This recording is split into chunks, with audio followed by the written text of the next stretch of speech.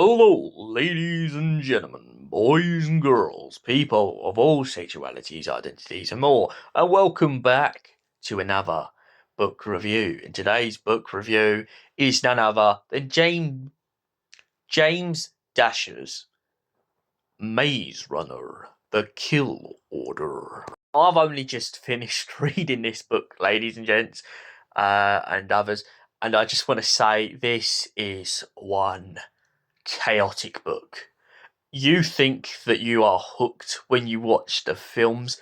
Let me tell you this, when you get round to reading this book, if you ever do, you are gonna be in for a hell of a surprise. This book has you gripped from start to finish to middle to end, literally all the way through. There's not a moment, there's not a chapter of this book where James Dasher, the bloody genius, does not have you at their mercy. So without further ado, let's get into the basis of this story. So in the beginning of this book, we are introduced to a colony. We don't know where. We just know that wherever they are living happy. The world has kind of gone into an apocalypse, but they're not really taking a grasp of the effects at this point in time. They're just kind of living off of the land and enjoying what they can enjoy.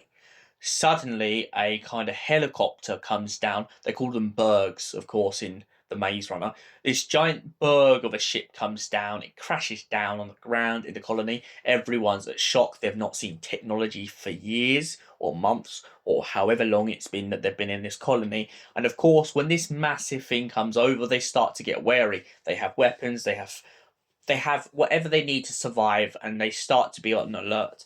And of course, for good reason, when we start to read this chapter, of course, that was a brilliant idea, because at the end of the day, you have a bunch of people come out in armed suits and start shooting everyone with darts. At first, everyone believes these darts to be harmless. They don't quite understand what's happened until, of course, two men get on board of this giant berg of a ship and take it over. These first two characters, of course, are Alec and a man called Mark. Now, Alec and Mark take over the berg and basically crash it in the middle of a wasteland, just a little bit out of town. Upon crashing it and bringing it down, the pair discover that the darts have a virus. Now, they don't know what this virus is, they don't know what it will do. But when they return to the village, of course, they start to realise the effects it's having on the people in the village. It turns out that this virus turns people crazy and mad and drives them to the edge of insanity, clawing out their skin and their features and all sorts of mad stuff.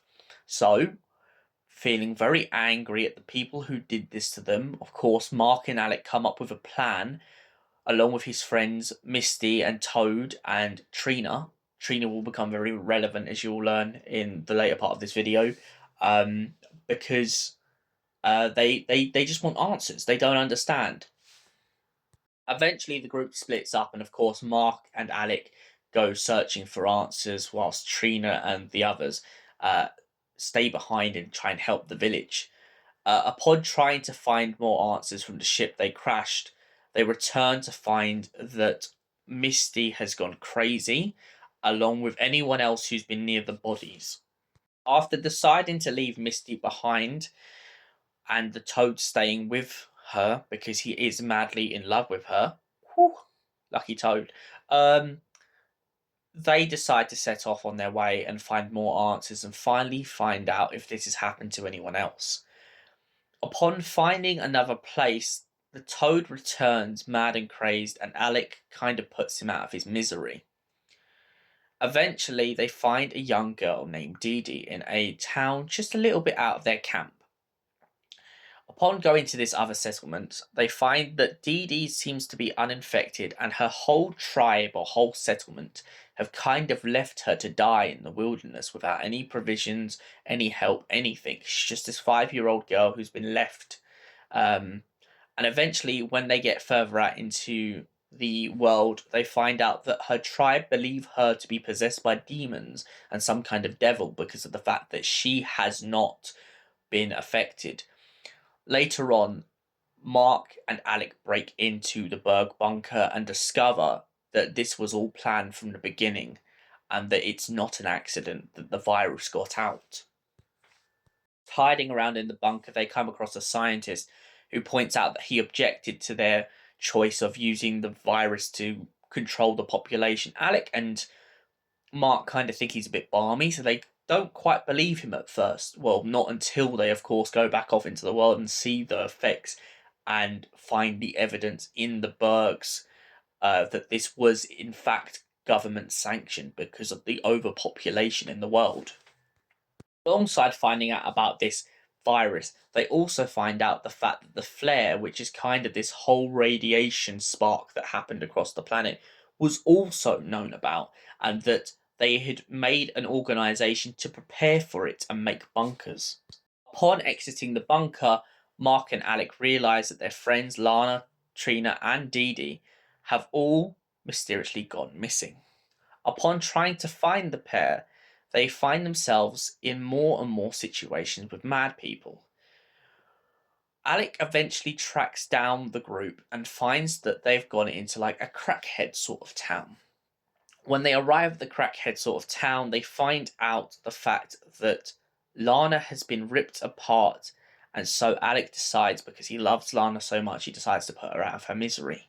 They manage to save, by the skin of their teeth, they manage to save Trina and Dee Dee and get them on the Berg. Upon getting them onto the Berg, Alec starts to feel very sick. After getting rid of another crazed man out of the Berg and finally landing in a town called Asheville, Mark and Trina take Dee Dee to a trans station, which is kind of like a train station sort of place, and they leave her in capable hands with these soldiers.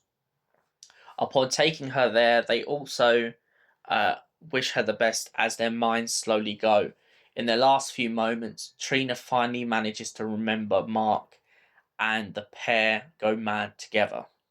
Years later, we find out that some woman, who could possibly be Dee Dee, we don't know, has given birth to a young boy and has, as he has the cure, has of course given him to the authorities in hopes that they will be able to spread this cure and finally stop the virus once and for all.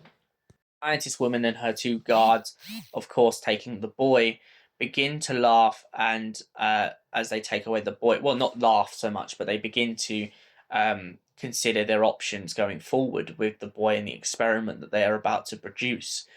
And one of the men laugh when they look up at a light bulb and point it out to the young boy and call him Thomas. Of course, this is only half the story. It's about time I quickly take you back a few steps, because of course there is a lot I have missed out there, and a lot of people who have read the book would be absolutely livid at me if I don't bring it up. Let's take you back a bit to before the flares. It's a holiday weekend. Mark and Trina are very close friends who live in the same neighbourhood. Trina is invited over to Mark's place for the weekend, and of course the pair go out to the city and decide that they want to go out. But things slowly start to suddenly go wrong. At first, they don't think much of it because, of course, the first thing to go wrong is just the lights start going out. They begin to think this is maybe a power problem. Well, that is until they get to the underground station. The pair take a train into the city, and upon doing so, they find themselves in a bit of a kerfuffle. As they go to try and exit the subway station, they find that the people above the surface have been barbecued. Well, I say barbecue, that's kind of putting it lightly. They have been fried alive by the sun flare that seems to have spread across the city and burned people alive. This builds adrenaline in Mark and Trina, and of course they begin to dart down the subway station trying to find a way out and fully understand what's going on. At first, the only thing on Mark's mind, of course, is his family, as would naturally be on anyone's family during an apocalypse. Mark doesn't quite realise he's in an apocalypse at this point in time, but he really hopes the fact that with the sun flares going off, that his family, his sister and his mother and his father are all in a safe place. But soon that hope begins to die, as he watches more and more people coming out of the subway tunnel, hurt, bruised and battered. Mark and Trina come across a group of people who are also escaping the violence and the stuff in the tunnels. They join a man named Alec and a woman named Lana, and two people, Toad and Misty, and a young boy named Darnell in the tunnel. Alec and Lana begin to form the group, suddenly knowing that something is wrong. Alec points out that he doesn't trust anyone down here, and also points out that he doesn't believe anyone should trust anyone at all. Not knowing what effect this might have on the world, and not knowing what effect it might have on the people who want to take advantage of this chaos. They eventually come to a Lincoln building, a very popular building in the United States, I think. Please correct me if I'm wrong. To get up to the building, they have to get through this subterranean tunnel and get up this staircase. Of course, with the ongoing flares and the change in radiation and the change of global warming, the planet starts to get affected, causing tidal waves and ripples, and sewage pipes have burst. The group has to fight to survive to get up into the building. Upon getting into the Lincoln building, though, they find other survivors who seem to have been all scraggling their way in the building. Alec's only hope is to try and get the group up to higher ground, but he has a problem. The people inside the Lincoln building don't want to help anyone, and more than anything, they want to make sure people don't get in. The group start fighting, and an all-out brawl breaks out. Mark, Alec, Lana, Toad, Misty all end up fighting the strangers, but eventually, after winning the fight, they start to figure out a way to get higher into the building and survive the next oncoming flood. The bottom of the building begins to fill up with water, and of course, chaos ensues as bodies begin to float as people drown beneath the building. Days pass by, Lana and the group and Alec all manage to stay in the building for a good few while. But of course, it's not going to hold them forever, and Alec and Lana know that they have to move on. Boat with two strangers appears from nowhere and decides to try and attack the building. Alec takes advantage of the two strangers who think that they can overpower the group, and so Alec gives them everything they want, but then traps them in turn in the building. The horrific horror being, though, that the two attackers are very unconnected to one another. They are, of course, a couple who have done this together, but the woman who's left behind decides that her life is meaningless after the way she's been treated by her partner, and so decides to end her life. Upon escaping the Lincoln building, they eventually manage to get to a cave. The cave isn't the greatest place to stay during this harsh weather and all the thunder and the constant chaos that keeps happening, but it's a good place to settle for the meantime. Mark and Trina get closer and closer, and of course their love blossoms over the course of this book, The Kill Order. Eventually the group leaves and becomes part of the settlement, in which the rest of the events that I mentioned at the beginning of this review happen and take place. What did I think of James Dasher's Kill Order? Well, I thought it was brilliant. I like the way that Mark is constantly traumatized, and I like the way that Alec has to constantly reassure him in the book that he's only human, and some of the times that he loses his cool, it's fine. It happens to everyone. And especially in an environment and a world that he has been left behind in and survived all of the chaos that happened before, it's understandable for someone like Mark or Trina or any of them in the group to really, really go overboard. Mark's mental health is constantly tested in this book. He constantly is at war with himself every time he finds out a new detail. First it's the flares, then it's the virus, and most importantly, it was the kill order that really got at his guts. Tina's relationship with Mark in this book is it's kind of a tragedy, because she starts off in the book and starts off with the flashbacks as being a very good friend to Mark, but by the end of the book we find out that she's lost most of her memory, and the virus and disease has really started to get to her. She no longer understands who Mark is, she doesn't know who Alec is, but all she knows is that she has one vital mission, and that's to get Dee Dee to where she's supposed to be. Lana and Alec, both as trained soldiers in this book, are very strong-willed. I like the idea that they don't take no nonsense, and the fact that every time they have to take people anywhere, they will do their best to push people on, no matter how far it pushes them.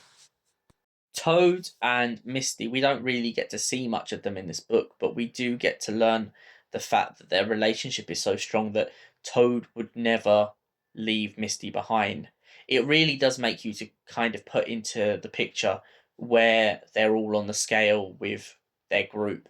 The fact that Mark and Trina and Lana and Alec can just walk away, but Toad won't do it.